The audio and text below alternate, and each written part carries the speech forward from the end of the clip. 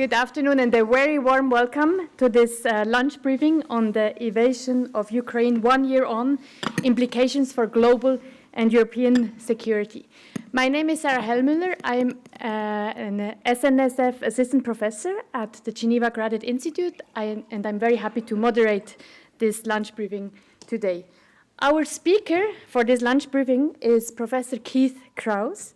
He is professor at the Geneva Graduate Institute and also director of its Center on Conflict Development and Peacebuilding.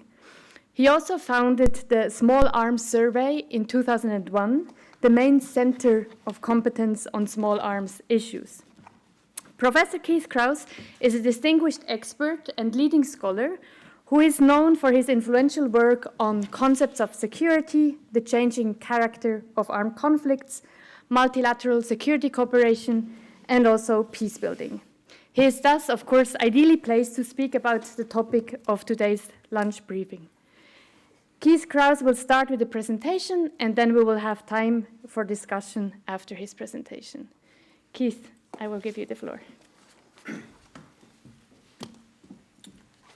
Thank you, Sarah. I'm not so sure if I'm ideally placed, because as I look around the room, I see a number of people who I know have a great deal of expertise or experience in this particular conflict, and also a number of students who may be interested in just finding out what I think and what others might think about this. So I'm going to try and make this as interactive as our usual lunch briefings are, which are a little bit smaller and in a more intimate setting, and not speak for too long, and hopefully take some questions and maybe even have some answers to those.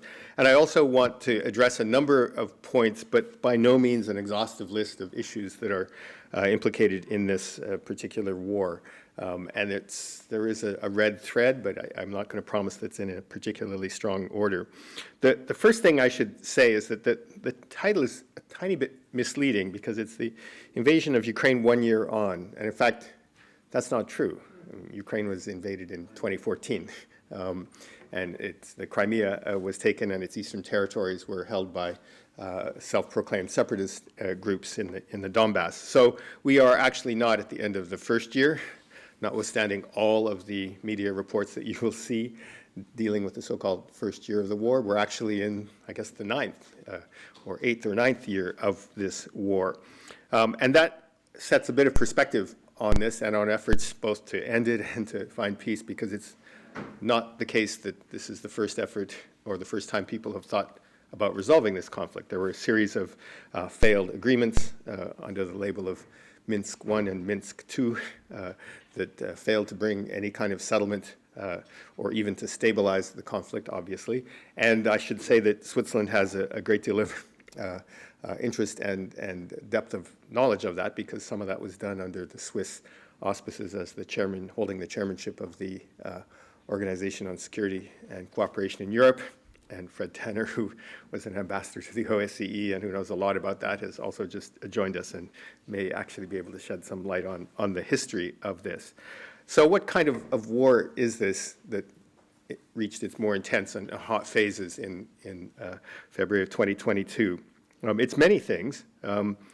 It's a war of conquest, to begin with. It was fairly clear, at least from the outset, that one of the intentions was to achieve so-called regime change in Kiev by sending forces across the border from Belarus, who were expected within 24 hours to have taken the capital and replaced the government with a government that was, shall we say, more compliant with Russians' interests and views, somewhat perhaps along the lines of Belarus, to create a vassal state.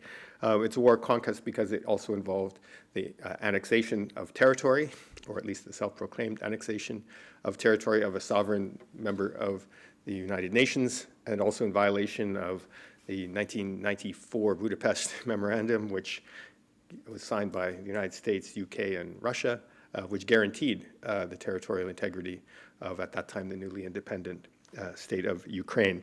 And it was also characterized, at least until February 2022, as a so-called hybrid war. In fact, the term was invented in part to describe that conflict, where you had a number of non-state or parastate groups operating in military formations that may have been or were loosely or tightly connected with the armed forces of the Russian Federation, and a complex mix of armed actors and armed interests that were at stake. And so we gave that the label of hybrid war, which is characteristic not just, I think, of the Ukraine conflict. I'm not going to answer the question right now, at least, is there any chance of a negotiated peace agreement, although we had an interesting discussion about that yesterday. I can go into that in the Q&A, but I would say in the short and medium term, no. This is an ongoing war, and it does not have a particular endpoint in sight, and the conditions on the ground have not met what we would in international relations call a hurting stalemate, where both sides see that they cannot achieve their stated or even unstated aims on the battlefield. And as long as they both wish to continue, then it's unlikely that there will be the basis for negotiations, which doesn't mean people can't think about them, but it does mean that any practical initiatives are some distance off.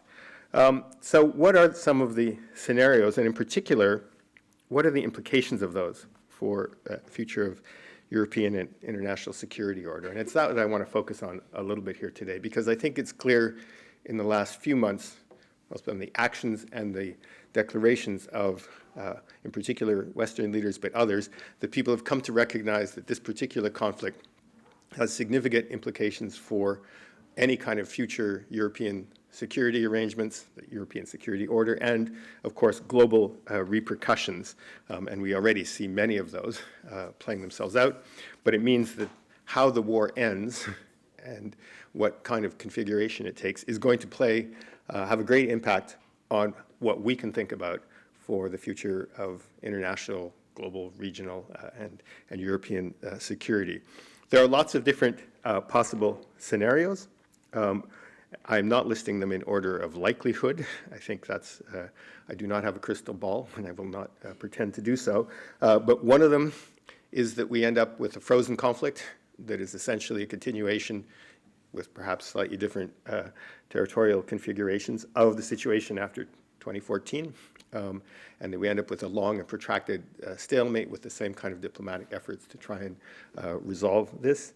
Another is much more minimalist, which is simply a ceasefire. The issue with ceasefires is that many ceasefires are actually simply pauses between episodes of hot war. And so this could be a chance that one or the other party thinks it's to their advantage to have a ceasefire that allows for further preparations for the next stage of a violent conflict.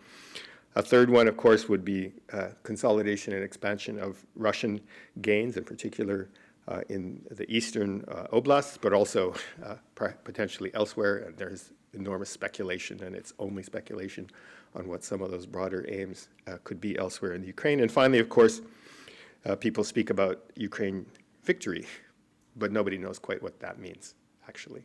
So what would victory or what would defeat mean for either of the parties? But each of these has different implications for European and international security. Before I sketch out a couple of what those implications might be, let me also give a little bit of background and talk about the geopolitics of this, because many commentators have said, what we really have here is the resurgence of geopolitical thinking in the 21st century after a 30-year period, a post-Cold War moment. Some called it the unipolar moment, the end of history, the liberal moment, various things in which geopolitical maneuvering between great powers, Western, Northern, but also global and Southern, had receded into the background. And I think that that's partly true, but also quite misleading. Geopolitics never entirely disappeared. They were always present.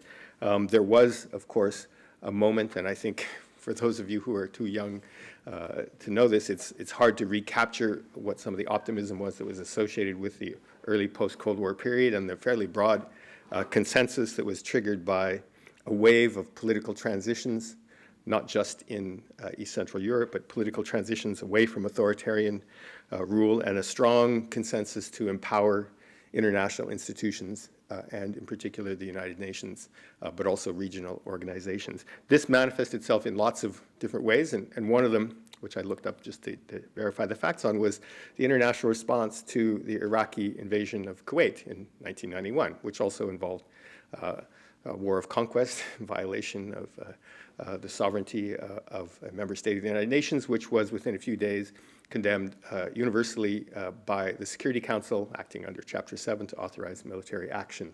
And I'm going to come back to that. I think you all know how far we are from that moment today, and there are lots of reasons for that. But there was, in fact, a widespread belief in the West and more broadly that many of the features that governed foreign policies in especially European states since roughly the early 1990s would lead to a more peaceful international order. And these included the spread of economic globalization and economic integration, increased trade, exchange as a means to bind states together into a normative order, and a belief around the importance of a rule-based international order, not just in the security realm, but in all sorts of other realms. This was, of course, stuttering and imperfect as a framework, but it was a belief that actually governed the policies of a lot of states, including in particular in the West. And perhaps it's worth highlighting that one of the things that was not thought about very hard was some of the tensions and contradictions that were involved in particular such things as economic globalization or the effort to build peace through trade, if we can put it that way. One of them, of course, being the rising levels of inequality that were created around the world as a result of globalization, the winners and losers that came out of that. Another was the inconsistency with which rules in the so-called rules-based order were applied. And I think that's an important point to underline here.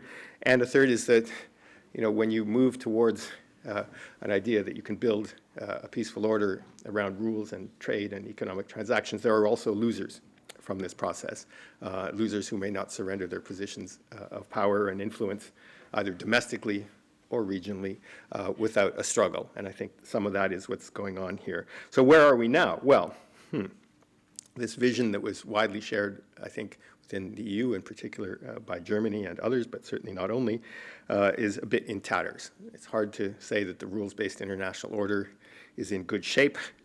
We've had nuclear saber rattling and threats of various sorts, which I had thought that I never would have to think about again after the early 1990s, and I'm not alone in that. We have fairly widespread remilitarization, not just in the European context, and the long-term effects of the current conflict will be, if you were an arms manufacturer, you will have endless, maybe not endless, but certainly a good medium-term prospects for orders for new and old technologies that will keep your factories humming for many years. And this will have knock-on effects for the way in which priorities are set in Western European and other states. And we have, in addition, we have rising tensions between China, the United States, and others. So it is a global environment that has many ramifications, and the current war in the Ukraine both emerges in this particularly difficult time and is both a symptom and a cause. It is actually inextricably linked to some of these dynamics. And I should also mention, of course, the return or rise of authoritarian politics and democratic backsliding, even in states that were somewhat on the road to more representative rule. And this is, of course, the context for this. The situation in Ukraine, let me say a few words about that, and then maybe about Russia, and then maybe a few more observations about Europe to bring this to an end. And this is where I will also defer to some experts, but I think it's fair to say, and I'm echoing Timothy Garton-Ash here, that the Ukrainian state may have had a somewhat checkered record over the last 3 decades since it's gained independence, but Ukrainian civil society has been on a fairly steady trajectory of increasing depth, sophistication, organization, and the way in which it interacts with the state through popular mobilization, the Orange Revolution, Euromaidan, and other such things. And it's increasingly holding its own government, at least certainly until the war, to account. And I want to make that point because it's important to think about what role society, social attitudes, and civil society play in the resolution of these kinds of conflicts. These include such things as making claims on the state, forms of government, on representation, on rights, on corruption, on service delivery, etc. This was a bumpy and shaky road, but I think you could say that the path that Ukraine has been on is not qualitatively different than that of many other East Central European states in the post-1991 period. I'm going to actually also channel a phrase from Milan Kundera that was published, I think, about 40 years ago that said that the political meaning of Central Europe can be summarized as those parts of Europe that find themselves caught in the geopolitical East but want to be part of the geopolitical West. And we can discuss what exactly that means in practical terms, but I think that the orientation within large segments of Ukrainian society was very clear, and the trajectory was also fairly clear. And that is, of course, what Vladimir Putin precisely did not want to happen. And it's not just about such things as putative possibilities of NATO expansion, but one of the triggers in 2014 was the desire to move closer to the European Union and a European Union kind of cooperation agreement, I forget the exact title, that was seen as fundamentally reshaping or potentially reshaping the economic and social orientation of Ukraine. And of course, you could say that one of the consequences of this war, however it ends, is that that has actually been achieved for the Ukraine, which has had various negotiations and symbolic gestures towards rapprochement with the European Union. So I think that that's an important context, and I want to contrast that with the trajectory that Russia has been on, moving essentially in the opposite direction, from a point where there was a liberal opening in the early 1990s, but now we have an economic structure that is deeply implicated between economic elites and state elites, a war machine that has been activated on many occasions, not least of which in Chechnya and Georgia in 2014 in Ukraine and now today. So it is a state that is actively pursuing its aims through military means. And we know about the record of imprisonments, assassinations, including of opposition figures abroad, the closing of civil society, the exiling of any kind of liberal voices, et cetera, et cetera. I also think that it's important to think about what many have called the imperial mindset here. Most empires do not give up historically without a struggle. They may dissolve physically and geographically fairly quickly, as happened to the British, French, Austro-Hungarian, and other empires, but they linger on in the minds of the elite and in society for much longer. And the fact that they linger on provides a well or a pool of rhetorical resources that can be used and mobilized symbolically and otherwise, which we see now in Russian efforts to mobilize society and shape attitudes around the so-called special military operation. A few words now to return to the European and global security order. Well, Finland and Sweden will eventually join NATO. The Russian border with NATO will therefore be extended enormously into the north. The United States has increased its military presence, if not actual physical footprint, on the European continent. EU members have reversed or changed course on their energy policy and cut their imports of Russian fossil fuels, and they have made first steps, symbolic and otherwise, gestures towards a closer relationship between the EU and Ukraine. EU cooperation itself, well, it's about as cumbersome as it is every time the EU tries to cooperate on anything. But I think from a little bit of critical distance, you would say that there's actually been a remarkable, not quite unanimity, but broad consensus. And now it's seen in the way in which various political statements coming from major capitals are clearly in concordance with each other, and if not have been pre-cleared, are meant to sound like they are singing from the same song sheet. So the cooperation of this is interesting, but it also will have future implications for things like European security and defense policy. And I think something that has been pointed out is the rising voice and influence, kind of an I told you so moment, that we see from many of the East Central European members of the EU, in particular the Baltic states, but also Poland, and I think Sweden and Finland, which are not new members in any respect, but have been fairly forthright in reminding more westerly European Union members of the perceptions that were held by those states in Eastern Europe of Russian influence and the potential threat that Russia posed. So this is actually a long-term shift in implication, but it means that the European space will have to confront the new geopolitical realities of this, and that's a more difficult challenge. In fact, it's probably even harder than simply taking decisions to supply different sorts of weapons or arms to Ukraine. That is already, as we've seen, a bit of a challenge to come up with common policies, but thinking more broadly about what is the place of Europe as a security actor and how does it provide security in a world in which the mantra of a rules-based order, a human security doctrine for Europe, and such things seem to be in the distant past. At the global level, well, there's going to be another vote today in the United Nations General Assembly. It will result in a strong majority, and people are prognosticating a vote of somewhere between 135 and 140 states that will condemn, and the wording is going to vary, but in short, condemn the Russian invasion. There has been extensive negotiation around the language of this. Does it include references to possibilities of prosecutions of war crimes and crimes against humanity? Does it stay silent on that issue so as not to make the situation worse? And that's an old dilemma for anybody who's worked in post-conflict peace building. Do you put out the idea that the perpetrators will be brought to justice and leave them with no alternative but to continue fighting to avoid it? Or do you go silent on that issue for as long as you can? And that's one of the negotiation points. But what's really important here is that, first off, this isn't going to be a unanimous vote in the Security Council for obvious reasons, but there hasn't been one of those for a very long time on an international security issue, except on issues where the UN peacekeeping operations don't threaten geopolitical interests.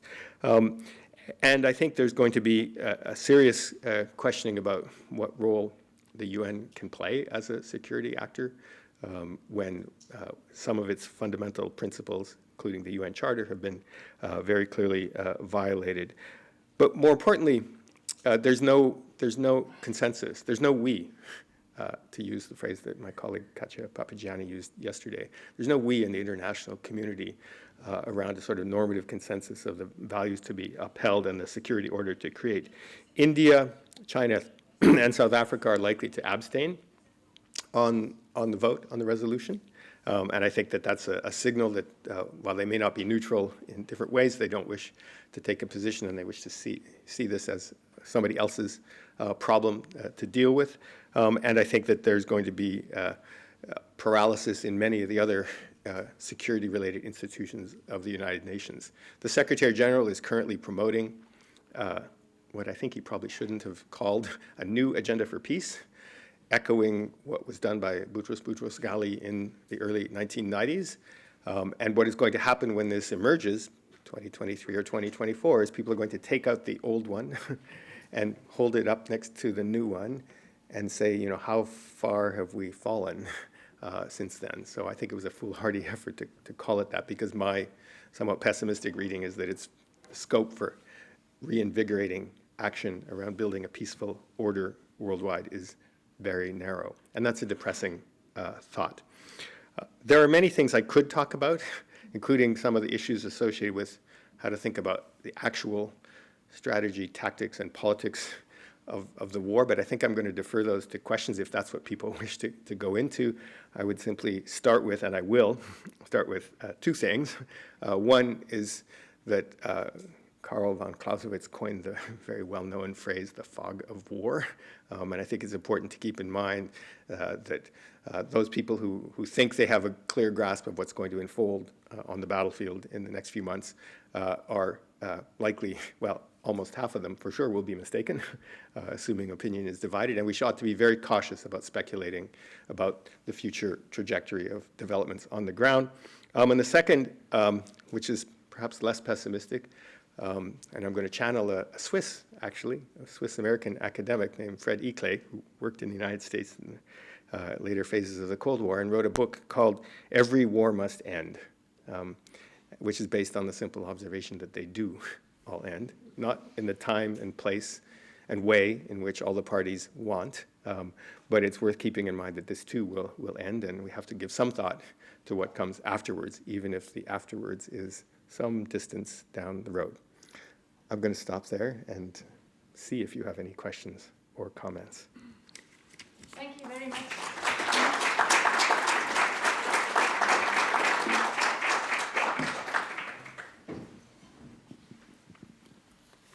Thank you very much.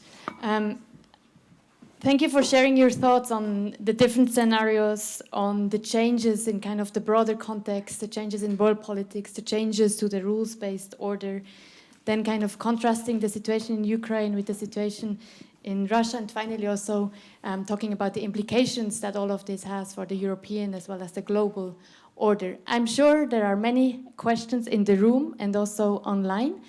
So what I suggest is that we take 3 questions at a time. If you want to ask a question, please just raise your hands.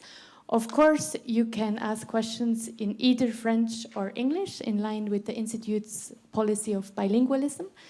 But Ça dépend de la question. ça dépend de la question. Peut-être répondre en anglais.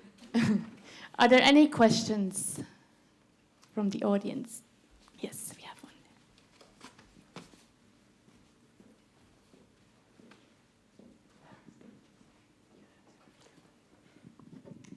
Merci.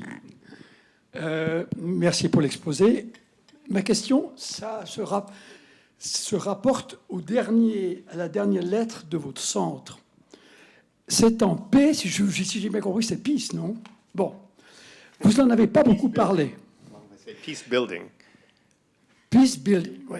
Construction. Ah, d'accord. Vous n'en avez pas beaucoup parlé. Et d'ailleurs, l'opinion générale, les journaux, ne parlent pas de paix. Ils parlent de guerre. On est constamment dans une optique, une vision de guerre. Ça, c'est la première chose. La deuxième, c'est que on dit la médiation n'est pas possible. Parler médiation, c'est soutenir le clan de Moscou. Mais dialogue, le mot dialogue, qui est une réalité, si j'ai bien compris, dans plusieurs institutions, entre autres à Genève, où il y a des Américains et des Russes et des Ukrainiens qui parlent ensemble, ceci non plus, ceci aussi a disparu de notre langage.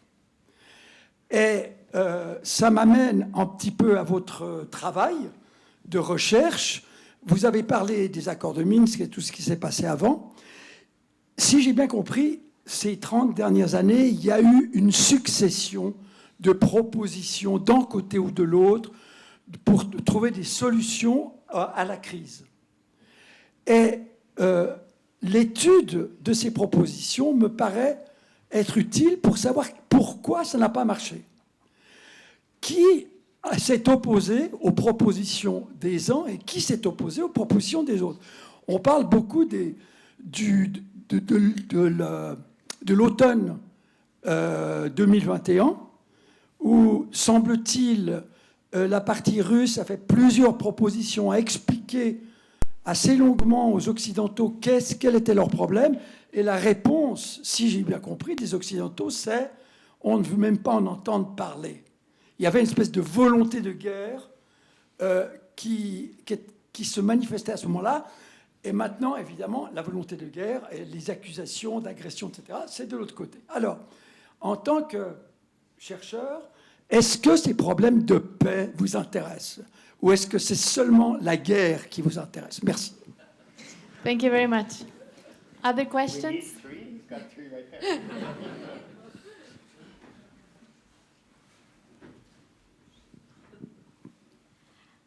You spoke about the role of the Ukrainian civil society in Putin wanting to intervene in 2014. I was wondering what the current war in Ukraine would mean for civil society around the world. Has it made the idea of democracy more appealing? Has it reinvigorated the values of separation of powers? Thank you. And one last one.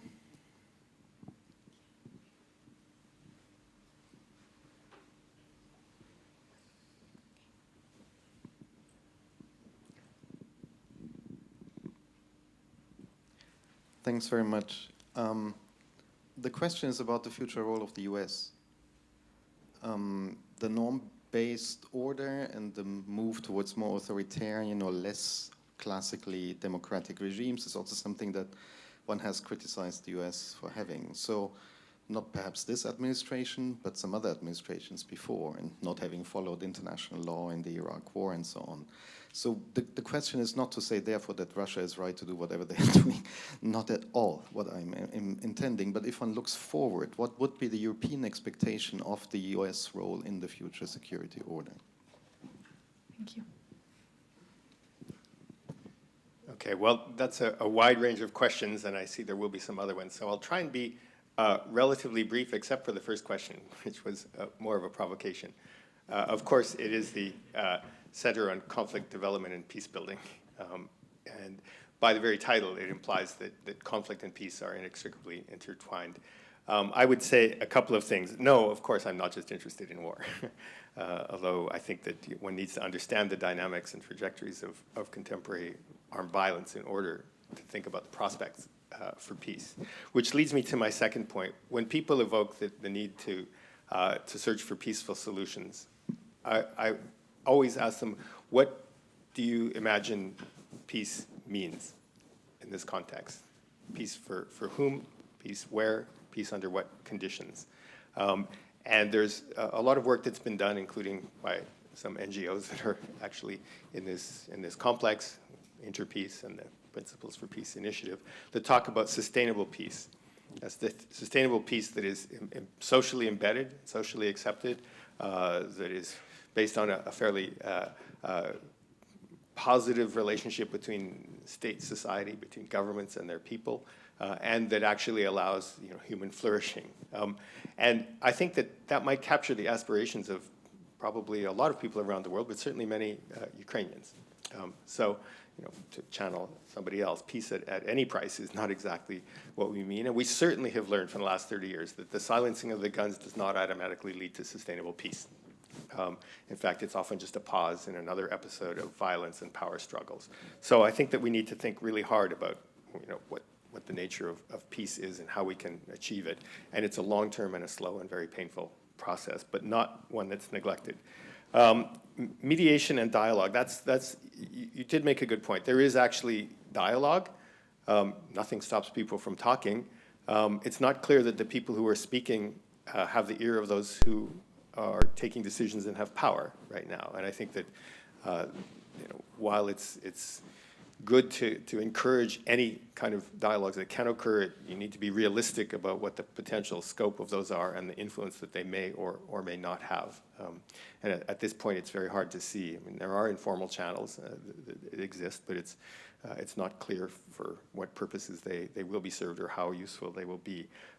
But this is, of course, not mediation, and you're right to underline that point.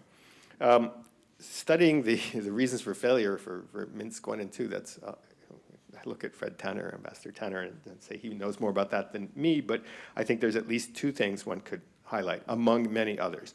One would be that there were sort of practical and material interests by a number of armed actors, including informal armed actors, who did not see their interest, particularly in the eastern regions of Ukraine, of having a resolution to the conflict, and would have preferred to keep it frozen in some way. And there was also resistance on the Ukrainian side, somewhat social also, to agreeing to deals that would surrender parts of what was Ukraine's sovereign territory in the east, in particular, but also, I think, in Crimea. And so it was unclear whether any government could have signed an agreement that would surrender territory, and I say that is true now today. And it was unclear whether there was anybody willing on the other side to come up with an agreement that was more than ceasefire, withdrawal of major military, heavy weaponry from a particular zone of confrontation and monitoring. I mean, we didn't get much beyond that, although that was fairly complex. But it wasn't clear that those steps in Minsk 1 and 2 were going to lead to broader resolution. And I think everybody at the time understood also that they were freezing the conflict, which is also the case in some other post-Soviet spaces, such as Transnistria and Georgia, Abkhazia, and elsewhere. So it's not a new thing. Okay, and the last point. Russia thinks it's speaking to the West and addressing its propositions to the West, or at least it was in the period right before the war. Needs to address the Ukrainian people and its government. This is a war that is going to be decided and outcome that will be decided by the parties directly involved in the conflicts. And I think it's a mistake to think that there's some magic hands that are pulling the strings at the global level that will be able to force either party. And I've heard this also on the other side, that if China wanted to end this war, they would just call Vladimir Putin. Well, that's probably not true either, right? So I think we need to put agency in the actors on the ground who are fighting and dying for this conflict. So that's the long answer to the first question. The other two will be a little bit shorter, I hope. The civil society question is actually very interesting, and I wanted to underline that because I think that sustainable peace, to go back to your question, has to come not just from top-down elite bargains and negotiated settlements over power sharing and territory and other things, but also has to be socially embedded, both in civil society's acceptance and understanding of what the parameters are and the reasons for decisions that are made by their political elites, but also between groups within societies, if it's a civil conflict, and across societies, if it's interstate conflict. There are some Russians, many in fact, who think this is a civil war. I think that's an unusual characterization.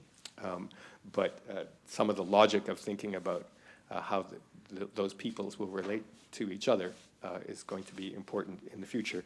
I'm not sure what it means for the future of democracy and future of civil society, which has been pushed backwards in many places by various laws and restrictions. And we see that in all sorts of regions in the world, not the least of which is South Asia, Southeast Asia, Middle East, and elsewhere. So it's not a phenomenon unique to this region.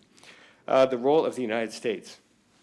Well, when I said that the rules are imperfectly applied and not observed, that was a clear gesture towards the rhetoric of a rule-based order is often not lived up to.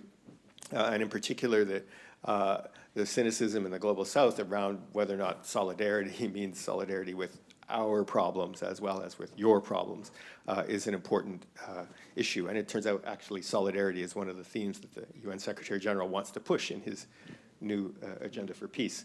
I'm not sure what he is going to mean by that, but it means that, you know, rules must be more fairly and equally applied, although we can debate about how that would look in practice. What will be the role of what is the European perspective on the role of the United States in this? I actually don't know the answer to that. I think paradoxically, this will strengthen transatlantic bonds at a time when there was much talk, including under a recent American president, of why the United States should continue paying for NATO, which is a bit of a misunderstanding of the situation.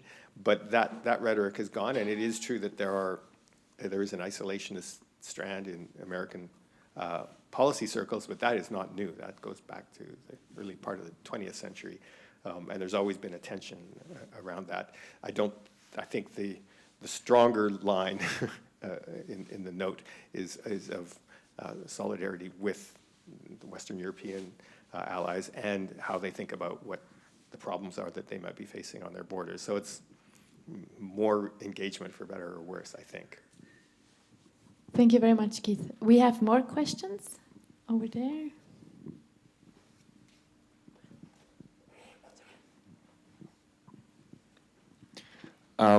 It was interesting that after the Munich Security Conference, a lot of government officials would talk about how important it is also to get the support of African or Southeast Asian countries. So I want to know what exactly can those countries actually win in this conflict by taking side of the Ukraine or Western alliance, and why the support is so important for the government officials attending the Munich Security Conference. Thank you very much. Let's take one more on that side, and then we move to the other side. Thanks. Thanks for the very interesting briefing. It's full of perspectives. I have two questions. One is that, do you think that NATO will be the part of problem or solution in the post-war context, especially in stabilizing European security? And the second one is that in recent, for the past 3 decades, the economic integration in international cooperations are dominating. So while in this entire geopolitical discourse, the congregation of small power, say the non-alignment movement, say Tito from Yugoslavia, one of the architects of that. Do you think that such kind of movement will be still relevant down the line 10 years to contribute to the global security? Thanks. Thank you very much. And one question here. I will give you my microphone. Thank you. Not wanting to be provocative, Keith. No, something that you just said intrigued me. To what extent do the Ukrainians have agency in this conflict? I think I would have agreed with that at the beginning of the conflict, but don't you think the conflict has now become really a conflict between Russia and the West? Whether that's, how we saw it going, but at the end of the day, it seems to me that it has taken on that proportion now, and that's certainly how the Russians are portraying it. Now, that leads me to a secondary question related to that, which is the role of propaganda in this conflict. And we, or at least the Western media, is very quick to point out the use of propaganda in Russia. But I sometimes wonder how astute we are at looking at Western-generated propaganda as well. And something jumped out at my eyes yesterday. I was reading an article in the New York Times talking about the Wagner group as a mercenary group, characterizing Wagner as a mercenary group. And I said, goodness, I remember in Iraq coming up against a lot of American, what were called security contractors. And I said, well, no, American press was never calling them mercenaries, which at the end of the day, I'm not sure if there's a standard agreed upon definition of what it is to be a mercenary, but it seemed to me it was pretty mercenary, people fighting for money. But that's just one part of this bigger question of propaganda. How big a role do you think it is playing? Are we guilty of it in the West to the same extent as in Russia and so on? Thank you. Thank you. So I'm going to do these in reverse order, partly because it's a little easier. The question of what constitutes a mercenary is the subject of actually debates in various UN bodies, and they had lots of struggles over that, in particular with the rise of private military and security companies, which is what they now call themselves. And there is something that actually the Swiss sponsored called the Montreux Document, I think it's called, which is a code of conduct regulating the activities of these private military and security companies. And the idea is that if you adhere to these, you are considered to be employable by governments and others, because there are various agreements to respect international humanitarian law, local law, and so on. And that came out of, and that emerged from, some of the experiences that you referred to in the Iraq War and elsewhere. The peculiarity of Wagner is twofold. Number one, until recently, and perhaps even still now, it did not have a formal legal status in the Russian Federation. And I've tried to figure this out. We have somebody who's trying to make sense of this, but when Wagner was operating in Syria and Mali and others, was not operating under that umbrella. I think the soldiers were being paid by a catering company or something that was called that in some offshore cell. I think what the media calls them is one thing, but they are a private military and security company, and that's what people who look at these things seriously think of them as. And then you can ask, well, what is the role they play? And that is actually, in the current context, a very interesting question, how it fits in the broader dynamics of politics in Russia, in particular because it had relatively strong, until recently, rules against any kind of private security companies operating in its own. So for reasons that have a long historical heritage, actually, of centralization of the use of force. So that's on the propaganda issue, I think, what's the famous book, First Casualty in War is the Truth. I think we need to read everything carefully, right? That being said, I did see some video clips from what was a channeling Lena Riefenstahl rally in Moscow yesterday, which, whatever I see in Western media does not quite correspond to the kind of displays that you can find that were occurring in Moscow. I don't know if anybody else watched a few clips of that, hip hop and rap and the military choirs singing various war-like songs. So, it comes in different flavors and forms. The agency of Ukrainians, well, agency is not an all-encompassing phrase that says you get to do and decide what you want, but it's been fairly clear that, there's very close and closer military and political cooperation, but that as near as I can tell, almost every Western leader more or less also says that, the ultimate determination of how this is resolved is in the hands of the Ukrainians. And that's partly because, of course, a peace deal that's imposed from the outside, of which we have a long track record around the world, almost never holds because it's not seen as legitimate locally or otherwise. So in that particular sense, the ultimate agency rests with Ukraine, its political elites, leaders, and the people who will make legitimate or not any kind of final agreement when that comes around. Okay, backwards. The non-aligned question, that's actually quite interesting, and it was coupled with a NATO question, which comes a bit later, but it's true that I emphasize the geopolitics, but there is a kind of a geoeconomics associated with this as well. The non-aligned movement is not what most people are focusing on now, but what they do talk about is alternative actors in the sort of international security space. And those include not just India and China and Brazil, but also Russia and others, more globally. And it's true that one result of this is that there is a much broader palette of policy options and proposals for how to build peace in post-conflict societies.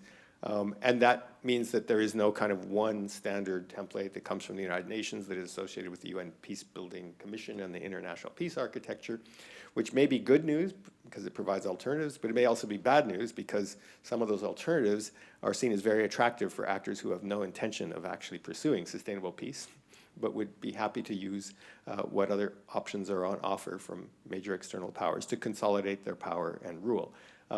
And it would be important when thinking through the future to not reproduce and try and mindlessly tinker with the current peace architecture, but to bring in some of those alternative voices in ways that make sense for the 21st century. And I wouldn't use, again, the label non-aligned might not fit, but certainly the voices from the Global South about what kind of political configurations are appropriate are going to be necessary. And by voices, I do not just mean those of state representatives in New York, in the United Nations, but voices in a much more global and civil society sense. NATO, part of the problem or part of the solution. The Russians have had different views on this over the last 3 decades, right? Including, it's not a problem, including at one point, yeah, we could join at some point, we can imagine that. That is on the record, actually. I paraphrase slightly, but so this construction of what exactly is NATO serves purposes beyond what NATO actually does. And is a function also of the ambitions and desires of the states around it. I would just say that, when states wish to join NATO, it's been the standard line that it's a defensive alliance and that the states ought to be free to choose whatever military alliances they sign up for. So there's a bigger debate about NATO that we could have later. African and Southeast Asian states on the Munich conference. I guess it's partly because there's a desire to have a much more consolidated and coherent voice, both in the United Nations and others, as exemplified by the lobbying that is going around to try and get this vote in the General Assembly on the anniversary of the more recent hot war. But I think that one thing that hasn't happened, and I'm going to put this out there but not necessarily endorsing it, but it would have been entirely plausible for Ukraine to have framed this globally as a anti-colonial or even decolonial struggle. Yeah. And I think that would resonate in parts of the world because it is about the end of an empire and the aftermath of that politically and otherwise. And it's not the first and perhaps not the last empire either, but there's been a bit of an absence of that discourse. Which is worth at least thinking about. And I think it would at least find points of resonance that go beyond things like, well, we all must respect the UN Charter and sovereign territorial integrity, but thinking about, like, what are the actual nature of the struggle here? And is it similar to some of the other ones that we have seen in the last 50 or 70 years around the world? Thank you very much. We have time for one last round of questions. You had her hand up before. I have the mic already. You have the mic, so you have the power. I'm here. Yeah. Hi, Keith. Over there. One question. China's diplomacy has been extremely active over the last few days, at least. So Wang Yi touring Europe, going to Moscow, shaking hands with Lavrov, Vladimir Putin, and also the concept paper on the Global Security Initiative that has been issued, I guess, 2 days ago. And of course, the Americans basically raising the alarm bell about a possible arms sale by China to Russia. And therefore, this argument about the fact in some quarters that China may become more involved in the conflict, indirectly, of course, in the near future. So I was just wondering, what is your take on that? And if China is about to get more involved in the Ukrainian conflict, how, which will be the form, and what is the end game for China here? Thank you.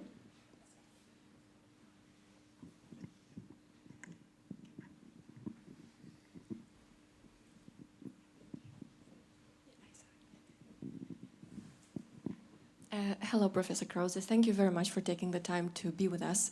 I have 2 small questions. The first speaks a little bit to what you mentioned at the end of your presentation concerning that every war must end.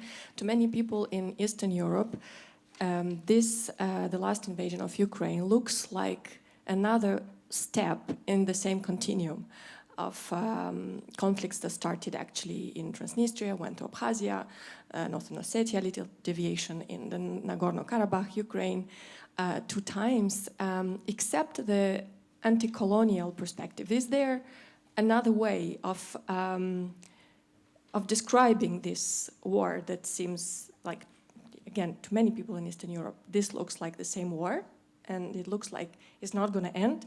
Theoretically, how else can we call it? The second question is about the impact on the young, on the youth. When I went to university, the main idea I took from school was that there were no enemies in the world, that the world was a friendly place, and our main task was to make friends, and the only question was, who are we going to make friends with? What do you think this war is going to change for the students nowadays, and what can we do to prevent them from believing that there are these big monsters in the world, and yeah, how can we protect them from that? Thank you. Thank you very much. One last. Sorry.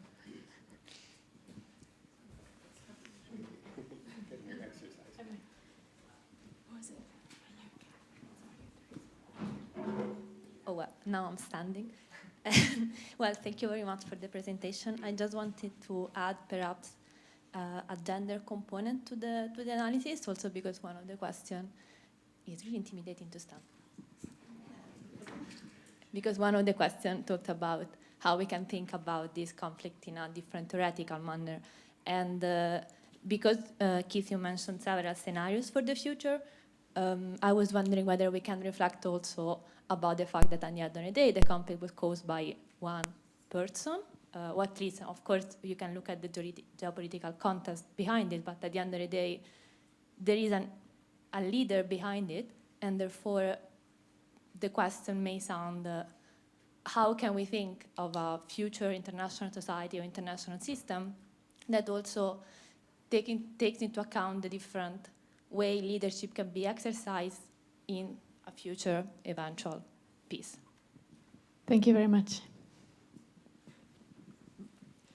Okay, well, now I'm going to take them in a random order, because that's easier. I'll start with China. There was a small meeting that literally took place, I guess, the first 3 weeks after the war had started here, where somebody did make the point I said earlier, which is if China wanted this war to stop very quickly, they would do that. And that was what a lot of people thought in February, March 2022. I think that's a slight overstatement of it, but it's clear, and to follow on the previous comment, it's clear that China has a role to play in the construction, not just of whatever is resolved in this conflict, but in the construction of the so-called international peace architecture. How are we going to resolve conflicts? in the 21st century.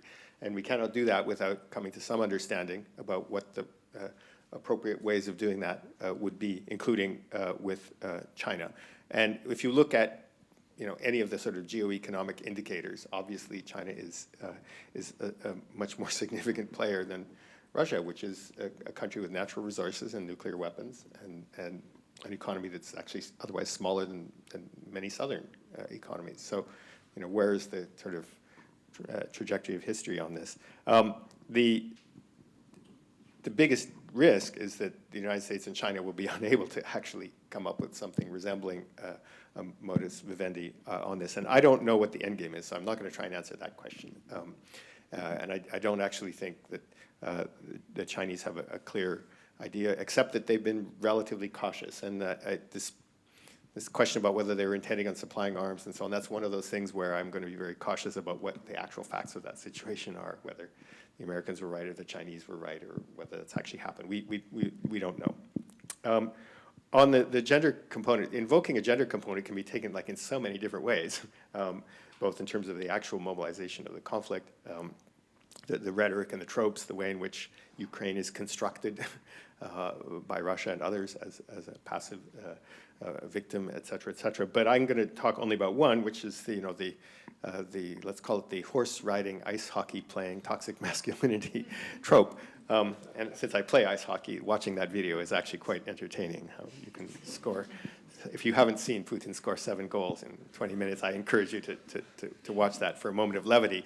But it's clear that this is playing into some sort of deeper and much like in any society, social, cultural, and deeper reference. So yes, of course, we would prefer to move out of that. But it's not necessarily a task that is done by invoking a gender perspective very, very easily. And I'm not sure what that means. I know that there were some really intense debates between, let's call it a Western feminist, peace-oriented community in the early phase of the war and their Ukrainian counterparts, who literally said, don't hold panels without having a Ukrainian voice around the table about what we think should be done. And I should say that this echoes some of the things that happened in the early 20th century with the decline of solidarity in the peace movement around World War I, when people, both on the left and in early women's movements, lined up with their national projects more than with transnational solidarity, let's put it that way. So there's a number of layers of complexity on this. And I saved the last question for a reason, actually. Yeah. So I've been doing this for a long time. And I remember giving a lecture literally the day after the Berlin Wall came down. And the question was, what do you tell students who had grown up at that time thinking that there was no possibility of change, and that the world was a bad place, and that there were enemies everywhere? And what I said then is, it's not true. And I think that's still the case, by the way. I think it's not true, but boy, we're going to have to go through a very bleak period to get around that. But trying to remember, it's not true that history is fixed. There will be, some people say, a new Cold War. Some people say a new Iron Curtain. Some people say remilitarization. Yes, that is the case. But it's not true that this is permanent or inevitable. And when I say every war must end, Ichle didn't think that every war would end quickly. We have the 30 Years' War that lasted at least that long. And we have the Cold War to draw upon. So, take that same message from back then, that history is in the hands of the people who make it. Thank you very much, Keith. And yeah, this has been really inspiring. Thank you very much. We're out of time. So I want to thank Keith for providing us with a very nuanced analysis. And I particularly enjoyed also the fact that in times where we speak about geopolitics, about the big powers, the superpowers, that you also drew attention to the agency of the actors on the ground. And I think particularly also in times where we see increased polarization amongst different actors at all levels, actually, it is important not to just think about how we mobilize for war, but also now how we mobilize for peace, and all our contributions actually, be it from scholars or from practitioners, to these kind of reflections about how to kind of also change the narrative from the war narrative to a peace narrative. On this note, I want to thank everyone who has found the time to join us today, and I wish you a very nice rest of the day.